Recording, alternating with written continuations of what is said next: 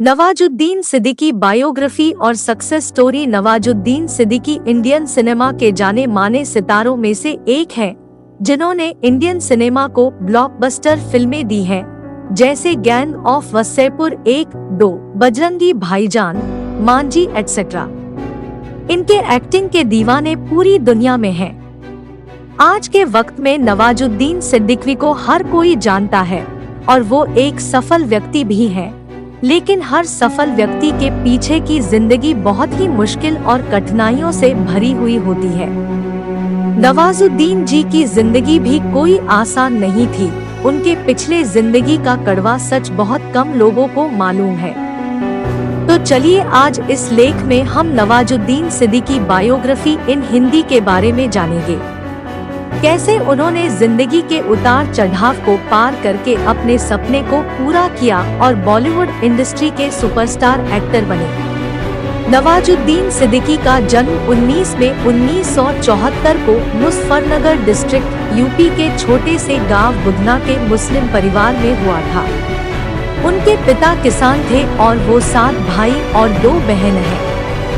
उनके घर की आर्थिक स्थिति भी ठीक थी, इसलिए उन्होंने अपनी इंटरमीडिएट की पढ़ाई अपने गांव में पूरी की। उनका कहना था कि उनके गांव का माहौल ठीक नहीं था। वहां के लोग बस 3 चीजें जानते थे, गेहूं, गन्ना और गन। इसलिए नवाज ने अपने आगे की पढ़ाई को पूरा करने के लिए गांव से बाहर चले गए। वहां से नवाज हरिद्वार गए और गुरुकुल कांगरी यूनिवर्सिटी ऑफ हरिद्वार में अपना ग्रेजुएशन केमिस्ट्री में पूरा किया। अपनी ग्रेजुएशन के पढ़ाई के बाद वो गुजरात नौकरी के लिए गए।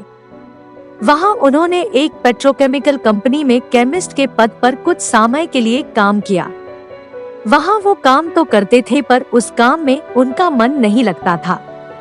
उनको कुछ और ही करना था, जिससे कि वो पूरी दुनिया में फेमस हो और सब लोग उन्हें पहचाने।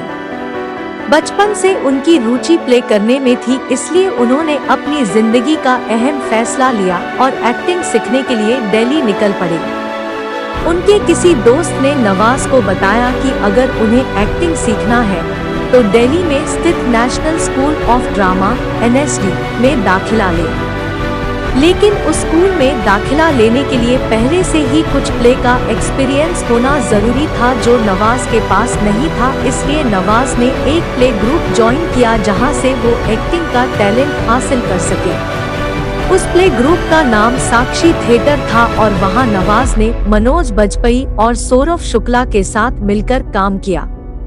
नवाज छोटे छोटे प्ले करने लगे, लेकिन उस प्ले से उनको उतने पैसे नहीं मिलते थे जिससे कि वो अपनी जरूरतों को पूरा कर सके। इसलिए उन्होंने दिल्ली के एक ऑफिस में वॉचमैन का काम किया। अपनी ड्यूटी खत्म करने के बाद वो प्ले सीखते थे। उनके अंदर एक्टिंग सीखने का इतना जुनून था कि वो उसके लिए कोई भी परेशानियों को झेलने के लिए तैयार रहते थे। बहुत सारे प्ले करने के बाद उन्होंने NSD में एडमिशन ले लिया।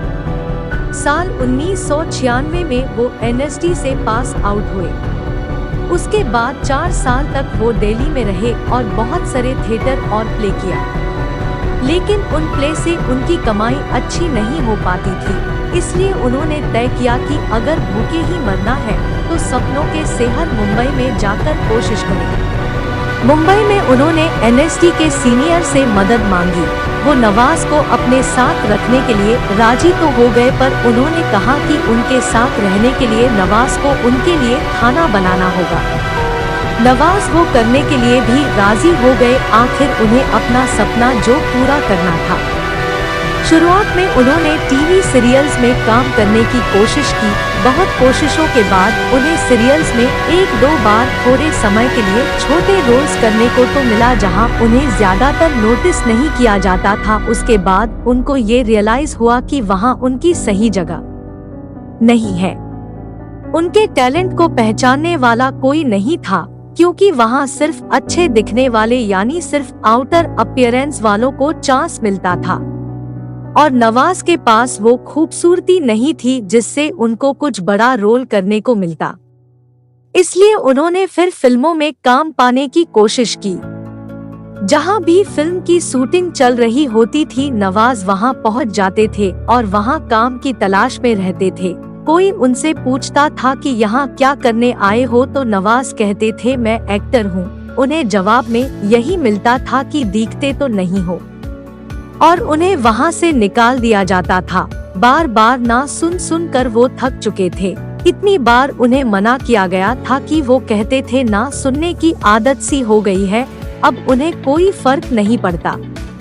लाजमी है कि अगर इंसान को उसके सपने पूरे होते हुए नहीं दिखता है तो वो फ्रस्ट्रेट हो जाता है। नवाज भी हो जाते थे।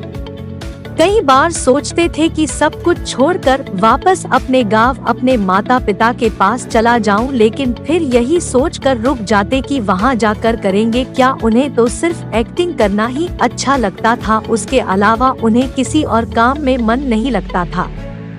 यही सोचकर फिर वो रुक जाते और फिर से काम की तलाश में निकल पड़ते। साल 1999 में उन्हें आमिर खान के फिल्म सरफरोश में छोटा सा रोल मिला।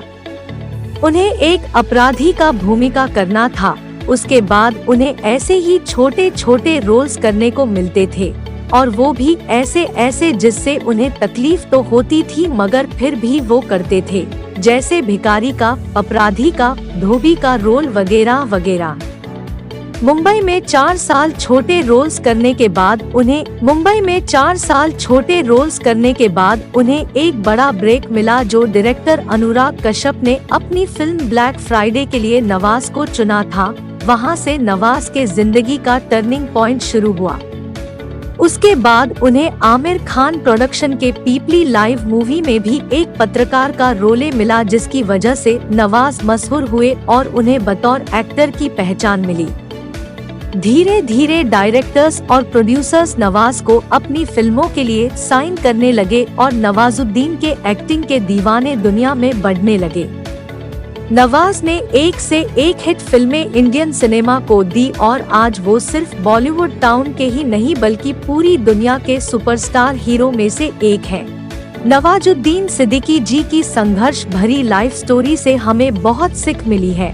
अपने सपने को पाना है, अपने लक्ष्य को पूरा करना है तो कभी हार मत मानो, चाहे जितनी भी मुश्किलों का सामना क्यों ना करना पड़े, बस उनसे लड़ते हुए आगे बढ़ते रहो।